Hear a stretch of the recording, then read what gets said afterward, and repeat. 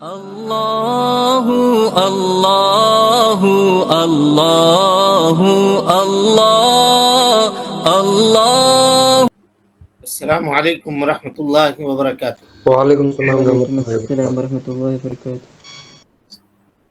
ان الحمد للہ نحمده ونستعینه ونستغفره ونعوذ باللہ من شرور انفسنا ومن سیئات اعمالنا، من يهده الله فلا مضل له ومن يضلل فلا هادي له، واشهد ان لا اله الا الله وحده لا شريك له، واشهد ان محمدا عبده ورسوله، اما بعد، ان خير الحديث كتاب الله، وخير الهدي هدي محمد صلى الله عليه وسلم، وشر الأمور محدثاتها، وكل محدثة بدعة، وكل بدعة ضلالة، وكل ضلالة في النار۔ محترم حاضرین، سامعین و سامعات، ناظرین و ناظرات، بلوغ المرام کی اس درس میں آپ تمام حضرات کا خیر مقدم ہے۔ اللہ رب العالمین ہم سب کے مل بیٹھنے کو قبول فرمائے، علم دین، علم نافع سیکھنے، اس کے مطابق عمل کرنے، اس کی دعوت عام کرنے، اور اس راستے میں آنے والی مصیبتوں کے اوپر اللہ رب العالمین ہم سب کو صبر کی توفیق نصیب فرمائے۔ محترم حاضرین، سامعین و سامعات، اللہ کے فضل اور اس کے توفیق سے کیا آواز نہیں آ رہی ہے صحیح سے؟ آ رہی ہے سر؟ سب کو پہنچ رہی ہے آواز؟ جی سر، جی سر۔ کہیں کچھ ڈسٹرب ہوگا تو وہاں کی میں ہوگا، ادھر سے سب ٹھیک ہے الحمدللہ۔ تو اللہ کے فضل اور اس کے توفیق سے ہم لوگ بلوغ المرام باب البر والصلہ کی 5ویں روایت، جو حضرت انس بن مالک الانصاری رضی اللہ تعالی عنہ سے مروی ہے، اس روایت کو پڑھ رہے تھے، جس میں اللہ کے نبی جناب محمد رسول اللہ صلی اللہ علیہ وسلم نے فرمایا، والذی نفسی بیدہ، قسم اس ذات کی جس کے ہاتھ میں محمد صلی اللہ علیہ وسلم کی جان ہے، لا یؤمن عبد، کوئی بھی بندہ اس وقت تک مومن نہیں ہو سکتا، حتی یحب لجارہ او لاخیہ ما یحب لنفسہ، یہاں تک کہ اپنے پڑوسی کے لیے یا اپنے بھائی کے لیے وہی پسند کرے جو وہ اپنے لیے پسند کرتا ہے، جو وہ اپنے لیے پسند کرتا ہے۔ اس کو اللہ کے نبی صلی اللہ علیہ وسلم نے ایمان کا معیار قرار دیا۔ اور کل حضرت معاذ بن جبل رضی اللہ تعالی عنہ کی حدیث، جس میں انہوں نے سوال کیا کہ اللہ کے نبی صلی اللہ علیہ وسلم، پڑوسی کا کیا حق ہے؟ تو آپ صلی اللہ علیہ وسلم نے تفصیل سے اس کے حقوق بیان کیے، کہا کہ اگر وہ قرضہ مانگے، قرضے کی ضرورت ہو تو تم اس کو قرضہ دو، اگر اس کو مدد کی ضرورت ہو تو مدد کرو، اگر وہ محتاج ہو تو اس کی محتاجی دور کرو، بیمار پڑ جائے تو اس کی عیادت کرو، اگر انتقال کر جائے تو اس کے جنازے کے ساتھ چلو، نماز جنازہ ادا کرو، کفن دفن میں شریک رہو۔ اسی طرح سے کہا کہ اگر اس کو کوئی خوشی لاحق ہو تو تم اس کو مبارکباد دو، اور اگر اس کو کوئی غم لاحق ہو، کوئی مصیبت اور پریشانی اس پر آئے تو تم اس کی تعزیت کرو، تسلی اور تشفی کے کلمات اس سے جا کر کے کہو، اور تم اپنے ہاتھ کو اتنا تنگ نہ رکھو کہ تمہارا جو پڑوسی ہے وہ تم سے دقت اور پریشانی محسوس کرے۔ اسی طریقے سے اپنے گھر کے دیوار کو اتنا بلند نہ کر دو کہ تم اس کے گھر کی طرف جھانک سکو وہاں سے، اور اس کے ساتھ ساتھ، مگر یہ کہ اس کی اجازت سے، اور اس کے ساتھ ساتھ اس کے گھر کا ہوا نہ روکو۔ اگر راستہ وہی ہے ہوا کا تو ہوا کے لیے راستہ چھوڑو، اور اگر کوئی چیز تم خریدتے ہو تو اس کو بھی اس میں سے ہدیہ دو، اگر نہیں دے سکتے ہو تو اپنے گھر میں چھپا کر کے خاموشی سے اس کو داخل کرو،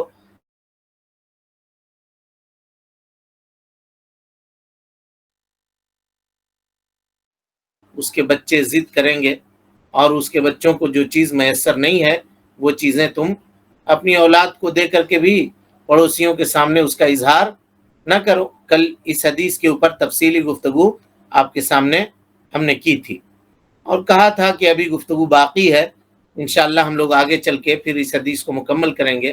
متفقن علیہ روایت ہے جی، اللہ کے نبی صلی اللہ علیہ وسلم نے فرمایا، غور سے دیکھیے پڑوسی کا حق کیا ہے، کہا وَمَنْ كَانَ لَهُ جَارٌ فِي حَاجَةٍ أَوْ شَرِيكٍ فَلَا يَبِعْهُ حَتَّى يَعْرِضَ عَلَيْهِ، اگر آپ کا پڑوسی کسی چیز کی حاجت اور ضرورت میں ہے تو آپ کے پاس اگر وہ سامان ہے تو آپ اس کو کبھی مت بیچیے یہاں تک کہ آپ اپنے پڑوسی سے پوچھ لیجئے۔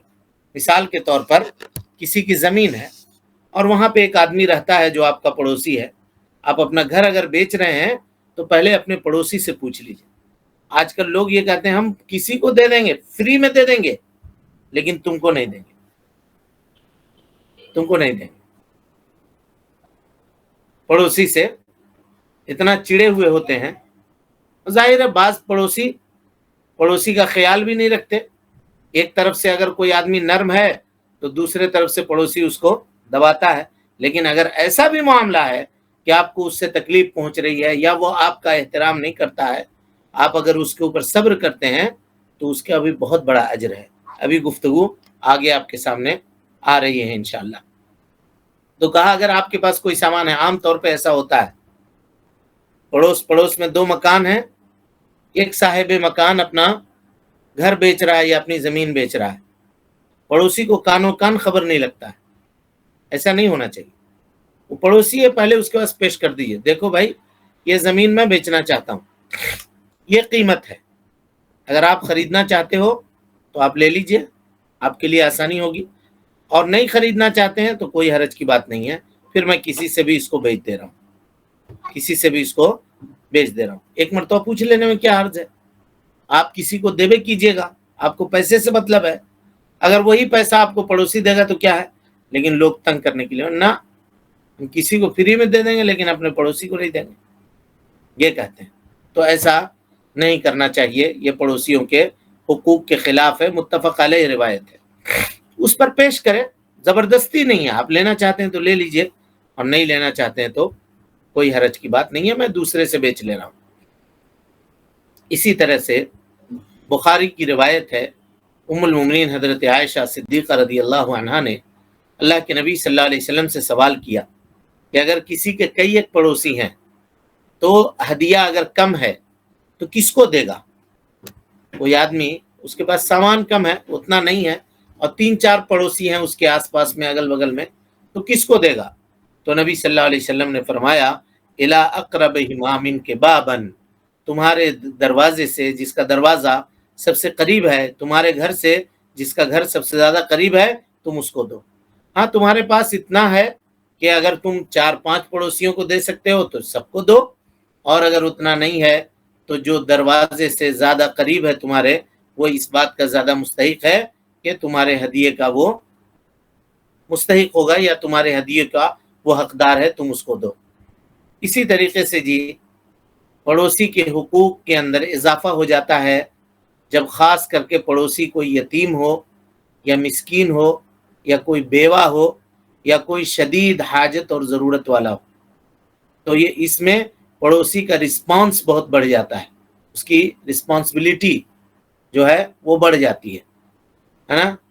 کہا کہ اللہ کے نبی جناب محمد رسول اللہ صلی اللہ علیہ وسلم نے فرمایا کہ کل قیامت کے دن جو حقوق العباد کا فیصلہ ہوگا، اللہ رب العالمین ہم سب کو محفوظ رکھے، کہ اس میں ایک فقیر پڑوسی ہوگا، جس کا پڑوسی مالدار ہوگا، وہ قیامت کے دن آئے گا، غریب پڑوسی فقیر پڑوسی کے پاس اللہ کے پاس آئے گا اس کو لے کر کے، اور کہے گا یا ربی، اے میرے رب، سل ہذا، پوچھو اس سے، لما منع عنی معروفہ، اس نے خیر کو مجھ سے کیوں روک رکھا تھا، وَأَغْلَقَ عَنِّي بَابَهُ، اپنے دروازے کو اس نے میرے اوپر کیوں بند کر رکھا تھا۔ اے اللہ تعالیٰ تو اس سے پوچھ، اس سے تو پوچھ۔ اور اسی طرح کی ایک حدیث ترمذی میں ہے جی، جس کو محدثین نے سند کے اعتبار سے تو ضعیف کہا ہے، لیکن دیگر علماء نے اس سے استدلال کیا ہے روایت سے، کہا کہ اگر آپ نیک ہیں اور آپ نمازی ہیں اور پڑوسی آپ کا ہے جو بے نمازی ہے، آپ دیکھتے ہیں کہ وہ نماز کے وقت میں بیٹھا ہوا ہے، آپ نماز کے لیے اس کے سامنے سے گزر رہے ہیں لیکن اس کو نماز کی تلقین نہیں کرتے، نماز کی طرف بلاتے نہیں، تو ہم کو کیا ضرورت ہے؟ لوگ کہتے ہیں پڑھے گا نہیں پڑھے گا وہ دیکھے گا۔ لوگ آج کل اپنے بیٹوں کو نہیں ٹوکتے ہیں، اپنے بیٹیوں کو نہیں ٹوکتے ہیں، تو پڑوسی کو کیا ٹوکیں گے؟ بہرحال تو کل قیامت کے دن جہاں فیصلے ہو رہے ہوں گے، اللہ رب العالمین ایک شخص کے بارے میں، ترمذی کی روایت ہے، فیصلہ کر دے گا کہ اس کو جنت لے جایا جائے۔ پڑوسی دور سے آواز دے گا، یا ربی، اے اللہ اس کو روکیے، اس نے میرے اوپر ظلم کیا ہے، اس نے میرے اوپر ظلم کیا ہے۔ جب وہ پڑوسی قریب آئے گا، دوسرا پڑوسی دیکھے گا اس کو، تو کہے گا کہ اللہ یہ دنیا میں میرا پڑوسی تو ضرور تھا، لیکن نہ تو میں نے اس کے مال میں، نہ کبھی اس کے آل و اولاد میں، کسی چیز میں، نہ کبھی اس کے عزت و ناموس میں ہم نے کوئی ظلم کیا ہی نہیں ہے، یہ کس ظلم کی بات کرتا ہے؟ تو وہ کہے گا پڑوسی کہ اے اللہ دنیا میں یہ شخص نمازی تھا اور میں نمازی نہیں تھا، میرے سامنے سے ہی گزرتا تھا، لیکن ایک مرتبہ بھی اس نے مجھے نماز پڑھنے کی تلقین نہیں کی، خیر کی تلقین نہیں کی، اللہ رب العالمین کی عبادت کی تلقین نہیں کی، ہم کو خیر کی طرف بلایا نہیں، یہ ظلم ہے اس کا میرے اوپر۔ اللہ تعالیٰ کہے گا کہ بندے میرا جہاں تک معاملہ تھا حقوق اللہ کا، اس میں نے تم کو کلین چٹ دے دیا ہے، لیکن یہ حقوق العباد کا معاملہ ہے، اس میں کچھ نہیں کر سکتا۔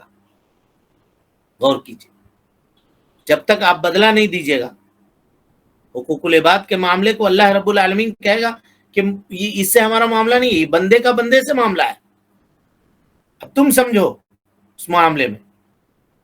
تو اس وقت انسان اٹکا دیا جائے گا، روک دیا جائے گا پڑوسی کی وجہ سے۔ تو یہ حقوق ہیں پڑوسی کے، جو انسان کو چاہیے کہ اس کی ادائیگی کی وہ کوشش کرتا رہے۔ اسی طریقے سے اللہ کے نبی جناب محمد رسول اللہ صلی اللہ علیہ وسلم نے فرمایا کہ پڑوسی کا حقوق میں سے ایک بڑا حق یہ ہے جی کہ آپ ان سے تکلیف دہ چیزوں کو دور کریں، تکلیف دہ چیزوں کو دور کریں، چاہے وہ تکلیف آپ کے جانب سے پہنچ رہی ہو، آپ کے گھر والوں کے جانب سے پہنچ رہی ہو، یا کسی اور کے جانب سے پہنچ رہی ہو۔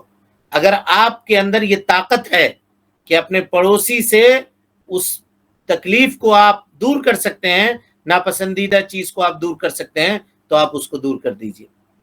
فرمایا نبی صلی اللہ علیہ وسلم نے، من کان یؤمن باللہ والیوم الآخر، جو اللہ کے اوپر اور یوم آخرت کے اوپر ایمان رکھتا ہے، فلا یؤذی جارہ، وہ اپنے پڑوسی کو تکلیف نہ دے۔ اور مسلم کی روایت ہے، حضرت ابو ہریرہ رضی اللہ عنہ راوی حدیث ہیں، کہتے ہیں لا يدخل الجنت من لا یأمن جارہ بواعقہ، وہ آدمی کبھی بھی جنت میں نہیں جا سکتا جس کے پڑوسی اس کے شر سے محفوظ نہ رہتے ہوں، جس کے پڑوسی اس کے شر سے محفوظ نہیں رہتے ہوں، وہ آدمی کبھی بھی جنت میں نہیں جا سکتا۔ بوائق کہتے ہیں، بائقہ کی جمع ہے جی، بائقہ کی جمع ہے، اور اس کے معنی شر ہے، شر، ضرر، نقصان دہ چیز، فتنہ، فساد، سب ترجمہ اس کا آپ کر سکتے ہیں، کہ اس سے محفوظ نہیں رہتے ہوں۔ یعنی جو آدمی اپنے احوال میں، اپنے معاملات میں اپنے پڑوسی کو محفوظ نہ رکھتا ہو، وہ آدمی قیامت میں جنت میں بھی نہیں جائے گا۔ یہ پڑوسی کے حقوق ہیں، اللہ رب العالمین اور اللہ کے نبی جناب محمد رسول اللہ صلی اللہ علیہ وسلم نے ان حقوق کو بیان کیا ہے۔ اچھی بات ہے۔ ایک شخص اللہ کے نبی صلی اللہ علیہ وسلم کے پاس آیا اور کہا کہ اللہ کے نبی صلی اللہ علیہ وسلم دلنی علی عمل، غور سے سنیے سائل کے سوال کو، کہا دلنی علی عمل، ایک ایسے عمل کے بارے میں میری رہنمائی کر دیجئے، اذا قمت به، جب میں اس کو کروں، دخلت الجنہ، جنت میں داخل ہو جاؤں۔ تو نبی صلی اللہ علیہ وسلم نے کیا فرمایا؟ جنت جانے کا فارمولہ آپ دے رہے ہیں، کہا کن محسنا، کن محسنا، احسان کرنے والے بن جاؤ، احسان کرنے والے بن جاؤ، کن محسنا، کن فعل امر ہے، احسان کرنے والے بن جاؤ۔ نبی صلی اللہ علیہ وسلم جنت جانے کا طریقہ اس صحابی رسول کو بتا رہے ہیں۔ صحابی رسول نے دوبارہ سوال کیا، کہا کیف اعلم انی محسن، اے اللہ کے نبی صلی اللہ علیہ وسلم میں کیسے جانوں گا کہ میں احسان کرنے والا ہوں، کیسے جانوں گا؟ نبی صلی اللہ علیہ وسلم نے کہا سل جیرانک، اپنے پڑوسی سے پوچھو، فَإِن قَالُوا، اگر پڑوسی کہہ دیں اِنَّكَ مُحْسِن، اگر تو محسن ہے، فَأَنْتَ مُحْسِن، تو تو احسان کرنے والا ہے، اور اگر پڑوسی کہہ دیں اِنَّكَ مُسِیء، تو گنہگار ہے اور تو احسان کرنے والا نہیں ہے، فَأَنْتَ مُسِیء۔ امام بیہقی رحمۃ اللہ علیہ نے حضرت ابو ہریرہ رضی اللہ تعالیٰ عنہ سے اس حدیث کو روایت کیا ہے۔ دیکھیے، پڑوسی کو اللہ کے نبی صلی اللہ علیہ وسلم نے انسان کے خیر اور شر کے پہچاننے کا کسوٹی اور معیار قرار دیا۔ اگر آپ کیا پڑوسی آپ کو یہ کہہ رہا ہے کہ بہتر ہیں آپ، تو آپ بہتر ہیں، اور اگر یہ پڑوسی آپ کا کہہ رہا ہے کہ آپ بہتر نہیں ہیں، اس کا مطلب یہ ہے کہ آپ بہتر نہیں ہیں۔ اور اسی کو بعض لوگوں نے تعبیر کیا ہے جی، زبان خلق نقارہ خدا ہوتی ہے، مخلوق کی جو زبان ہوتی ہے وہ نقارہ، کیونکہ اگر آپ نیک ہیں تو اللہ تعالیٰ لوگوں کی محبت آپ کے دلوں کے اندر ڈالے گا، ایک یہ بات۔ اور اسی طریقے سے اس حدیث کو بھی اٹھائیے جس سے اس حدیث کی تائید ہوتی ہے کہ ایک جنازہ گزرا، لوگوں نے کہا کہ نیک آدمی تھا، بڑا اچھا آدمی تھا، خیر کا معاملہ کرتا تھا۔ نبی صلی اللہ علیہ وسلم نے کہا وجبت، واجب ہو گیا۔ پھر ایک جنازہ گزرا، لوگوں نے اس کی برائی بیان کی، کہا اچھا ہوا چلا گیا، خس کم جہاں پاک، ٹھیک ہوا، لوگ اس سے آرام پا گئے، بڑا فسادی تھا۔ نبی صلی اللہ علیہ وسلم نے کہا وجبت، واجب ہو گیا۔ کہا تمہاری تعریف سے پہلے والے پر جنت واجب ہوئی اور تمہارے تعریف سے دوسرے والے پر جہنم واجب ہوئی، کیونکہ وہ ایسا برا تھا۔ یعنی یہ نہیں کہ اگر کوئی برا آدمی ہو، لوگ اس کی تعریف کر رہے ہیں تو وہ جنت چلا جائے گا۔ کوئی بھی آدمی اس کی تعریف اس کے عمل کی بنیاد کے اوپر کرتا ہے، تب جا کر کے یہ معاملہ ہوگا، سمجھ رہے ہیں؟ تو نبی صلی اللہ علیہ وسلم نے کہا کہ تم اگر یہ پہچاننا چاہتے ہو کہ تمہارے پڑوسی کیسے ہیں، تو اس سلسلے میں تم یہ پہچاننا چاہتے ہو کہ تم احسان کرنے والے ہو یا نہیں ہو، تو اس کے متعلق اپنے پڑوسی سے تم پوچھو۔ اگر وہ کہہ دیں کہ تم اچھے ہو تو اچھے ہو، اگر کہہ دیں کہ برے ہو تو تم برے ہو۔ اسی طرح سے جی، ایک شخص حضرت عبداللہ ابن مسعود رضی اللہ تعالیٰ عنہ کے پاس آیا اور کہا کہ ابن مسعود، لی جارن، میرا ایک پڑوسی ہے، یوزینی، مجھ کو بہت تکلیف دیتا ہے، ویشتمونی، مجھے گالیاں بکتا ہے، برا بھلا کہتا ہے، ویضیق علی، میرے اوپر سختی کرتا ہے، میرے اوپر سختی کرتا ہے۔ حضرت عبداللہ ابن مسعود نے کیا جواب دیا؟ دیکھیے، کہا اذهب، جاؤ، فإن عصى اللہ فیک، اگر وہ تمہارے معاملے میں اللہ کی نافرمانی کر رہا ہے، فأطیع اللہ فیہ، تم اللہ رب العالمین کی اطاعت کرو اس کے معاملے میں۔ یعنی اگر پڑوسی آپ کو تکلیف بھی دے رہا ہے تو اس کا یہ مطلب نہیں ہے کہ آپ اینٹ کا جواب پتھر سے دیں، بلکہ اس کے ساتھ احسان کریں۔ کیا ہے جی آیت کریمہ؟ ہاں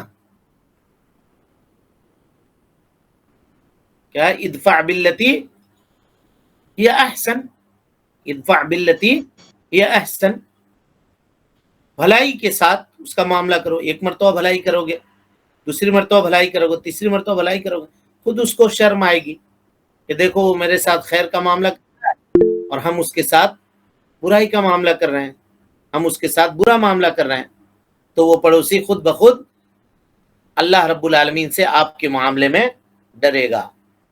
تو ابن مسعود نے اس کو کہا کہ جاؤ، اگر وہ اللہ کی نافرمانی کر رہا ہے تمہارے معاملے میں تو تم اس کے معاملے میں اللہ کی فرما برداری کرو، یعنی اس کے ساتھ حسن سلوک کرو۔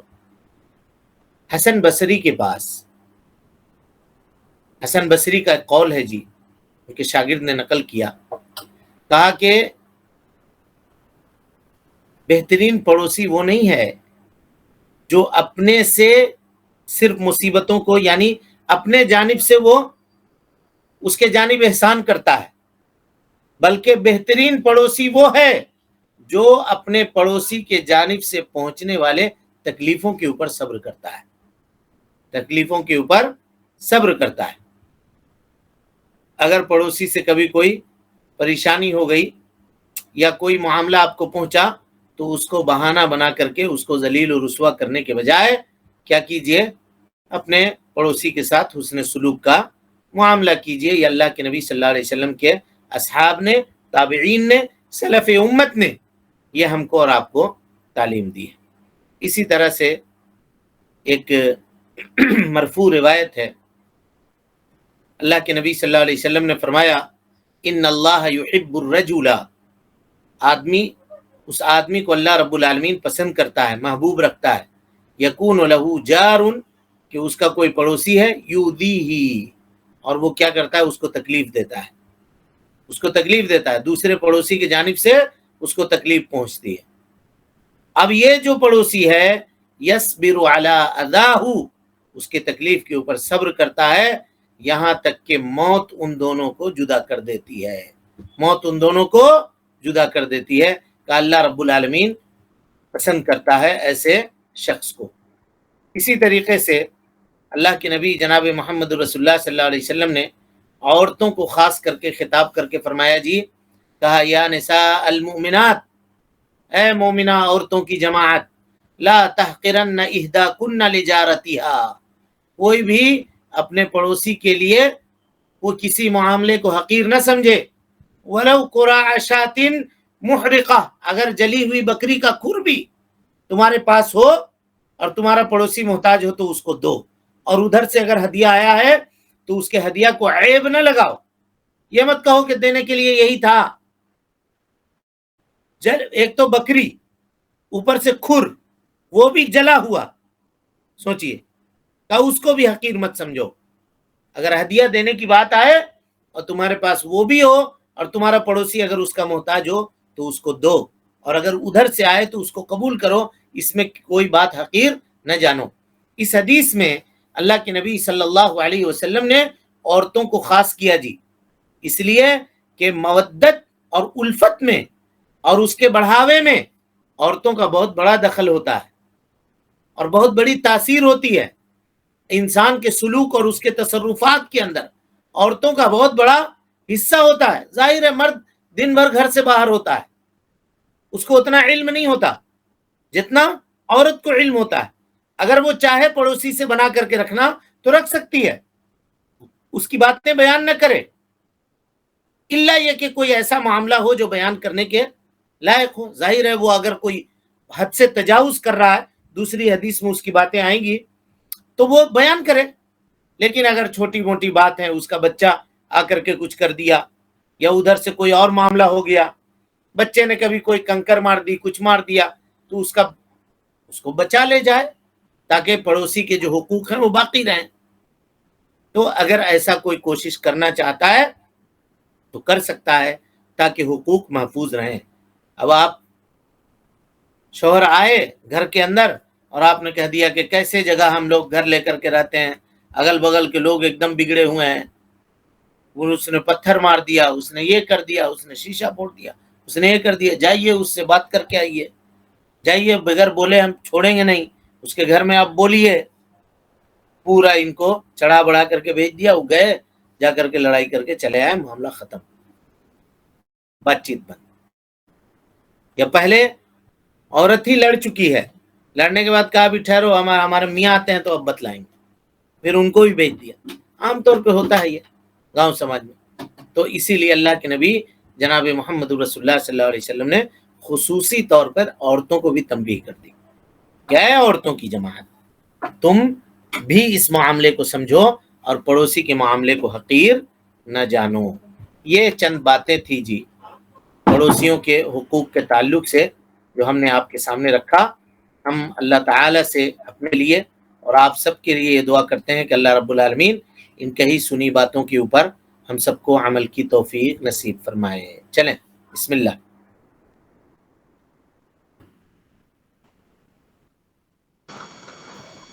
یہ بھی ہو گیا کیا جی اپنے بھائی کے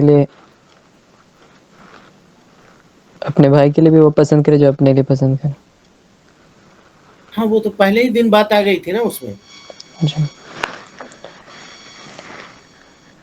الحمد لله وحده والصلاة والسلام على من لا نبي بعد ما بعد فأعوذ بالله من الشيطان الرجيم بسم الله الرحمن الرحيم وعن ابن مسعود رضي الله عنه قال سألت رسول الله صلى الله عليه وسلم أي الذنب أعظم قال أن تجعل لله ندا وهو خلقك قلت ثم أي قال ثم أن تقتل ولدك خشية أن يأكل معك قلت ثم أي قال ثم أن تزاني حليلة جارك متفق علیہ۔ سیدنا ابن مسعود رضی اللہ عنہما سے روایت ہے کہ میں نے رسول اللہ صلی اللہ علیہ وسلم سے سوال کیا کون سا ابن گناہ سب مسعود سے رضی بڑا اللہ ہے؟ عنہما لکھا ہوا ہے جی، جی کیا ہو؟ عنہما۔ چلیے، کون سا گناہ سب سے بڑا ہے؟ آپ صلی اللہ علیہ وسلم نے فرمایا یہ کہ تو اللہ تعالیٰ کے ساتھ کسی کو شریک نہ بنائے، تو شریک بنائے حالانکہ وہ تیرا خالق ہے۔ میں نے عرض کیا پھر کون سا؟ آپ صلی اللہ علیہ وسلم نے فرمایا یہ کہ تو اپنی اولاد کو اس ڈر سے قتل کرے کہ وہ تمہارے ساتھ مل کر کھائیں گے۔ میں نے پھر عرض کیا کہ پھر کون سا؟ آپ صلی اللہ علیہ وسلم نے فرمایا تو اپنے ہمسائے کی اہلیہ سے زنا کرے۔ بخاری و مسلم۔ متفق علیہ، یہ روایت ہے حضرت عبداللہ ابن مسعود رضی اللہ عنہ راوی حدیث ہیں۔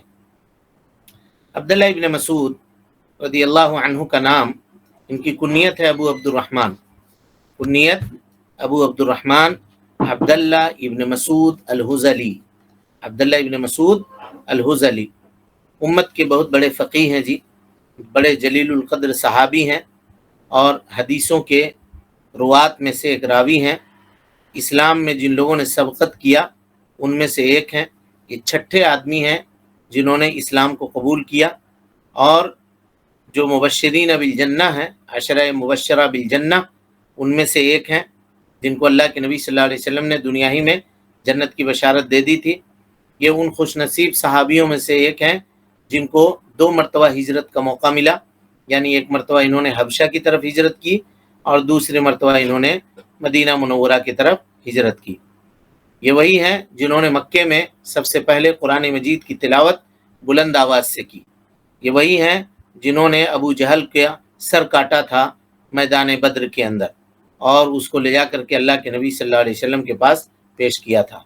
اور اسی طریقے سے حضرت عمر رضی اللہ تعالیٰ عنہ کے زمانے میں اور حضرت عثمان رضی اللہ تعالیٰ عنہ کے ابتدائی خلافت کے زمانے میں آپ کو کوفہ کا گورنر اور وہاں کے بیت المال کا ذمہ دار بنایا گیا تھا، حضرت عبداللہ ابن مسعود الحزلی رضی اللہ تعالیٰ عنہ، حضرت عبداللہ ابن مسعود الحزلی رضی اللہ تعالی عنہ۔ ان سے روایت ہے، کہتے ہیں ابن مسعود کہتے ہیں کہ میں نے رسول اللہ صلی اللہ علیہ وسلم سے سوال کیا کون سا گناہ سب سے بڑا ہے؟ ای الذنب اعظم، کون سا گناہ سب سے بڑا ہے؟ قال، تو نبی صلی اللہ علیہ وسلم نے کہا ان تجعل للہ ندا، تو اللہ رب العالمین کے ساتھ کسی کو شریک ٹھہرا دے اس حال میں کہ اس نے تجھ کو پیدا کیا۔ قلت، تو صحابی نے کہا کہ یہ جان گئے ہم، آگے کا بتلائیے۔ ثم آئی، اس کے بعد کون سا اللہ کے نبی صلی اللہ علیہ وسلم؟ تو آپ نے کہا ان تقتل ولدک خشیۃ ان یأکل معک، اپنے بچے کو تو اس ڈر سے قتل کر دے کہ وہ تمہارے ساتھ کھائے گا، اپنے بچے کو اس ڈر سے قتل کر دے کہ وہ تمہارے ساتھ کھائے گا، یعنی فقر و فاقہ کے ڈر سے۔ اور اسی طرح سے کہا اس کے بعد کیا ہے اللہ کے نبی صلی اللہ علیہ وسلم؟ تو کہا ان تزانی بحلیلۃ جارک، پڑوسی کے یا ہمسائے کے بیوی کے ساتھ تو بدکاری کرے، بیوی کے ساتھ، پڑوسی کی بیوی کے ساتھ بدکاری کرے، والعیاذ باللہ۔ کا یہ حدیث ہے جس میں اللہ کے نبی صلی اللہ علیہ وسلم نے سب سے بڑے گناہوں کا تذکرہ کیا ہے۔ انشاءاللہ العزیز اس کے تعلق سے تفصیلی گفتگو ہم لوگ کل کے درس میں سنیں گے۔ رب العالمین سے دعا ہے کہ اللہ تعالی ہمیں اور آپ کو حسن عمل کی توفیق دے، رب العالمین ہم سب کی اصلاح فرمائے، نیکیوں کو قبول کرے، سیئات سے درگزر فرمائے، جب تک زندہ رکھے دین اسلام پہ زندہ رکھے، اور جب اٹھائے ایمان پہ اٹھائے۔ آمین وآخر دعوانا عن الحمد للہ رب العالمین. جی کوئی سوال ہے کسی کے پاس؟ جی السلام علیکم. وعلیکم السلام ورحمۃ اللہ. جی مجھے یہ پوچھنا تھا کہ آپ نے جو عبداللہ ابن مسعود رضی اللہ عنہ کا جو ذکر کیا ہے یہ عشرہ مبشرہ میں سے تھے کیا؟ عشرہ مبشرہ بالجنہ میں سے. عشرہ ان مبشرہ کا بالجنہ میں کوئی سے اور نہیں ہے. نام سوری بھی ہے کیا؟ عشرہ مبشرہ بالجنہ میں سے نہیں ہے، بلکہ ان لوگوں میں سے ہیں جن کو جنت کی بشارت اللہ کے نبی صلی اللہ علیہ وسلم نے دنیا میں دی. ایک مرتبہ مسواک توڑنے کے لیے، پیلو کی مسواک توڑنے کے لیے اوپر چڑھے تھے، تو نبی صلی اللہ، ان کی پنڈلیاں باریک تھیں، تو صحابہ کرام نے جب پنڈلیوں کو دیکھا تو ان کی ہنسی نکل گئی. تو نبی صلی اللہ علیہ وسلم نے کہا کہ اب ابن مسعود کی باریک پنڈلیوں کو دیکھ کر ہنسنے والے قیامت کے دن میزان عدل میں ان کی پنڈلیاں بھاری ہوں گی.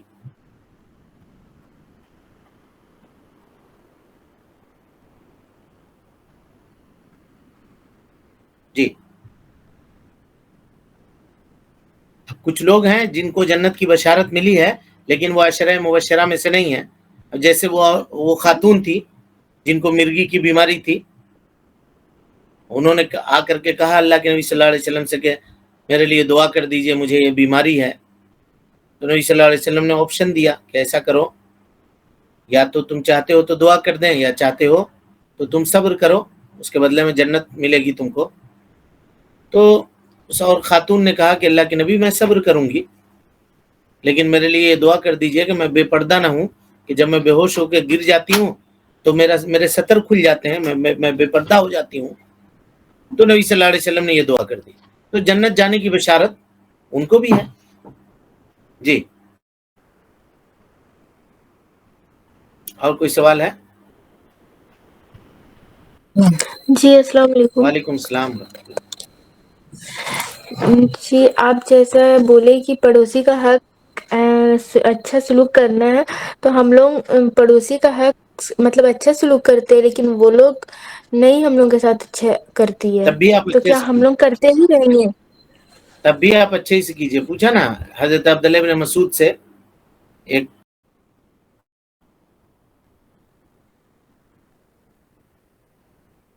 ہاں جی اور کوئی سوال ہے؟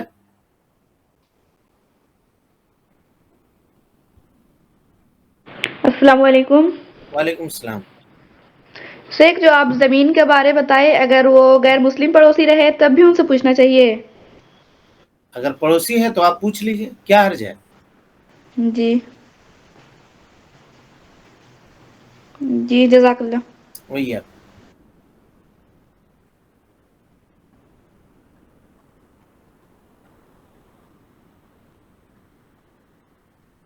اور کوئی سوال ہے کسی کے پاس؟ جی السلام علیکم. وعلیکم السلام ورحمۃ اللہ وبرکاتہ. جی فجر کی نماز میں الصلاۃ خیر من النوم کا مطلب کیا بولنا چاہیے، جواب کیا دینا چاہیے؟ وہی بولنا چاہیے الصلاۃ خیر من النوم. جی جزاک اللہ.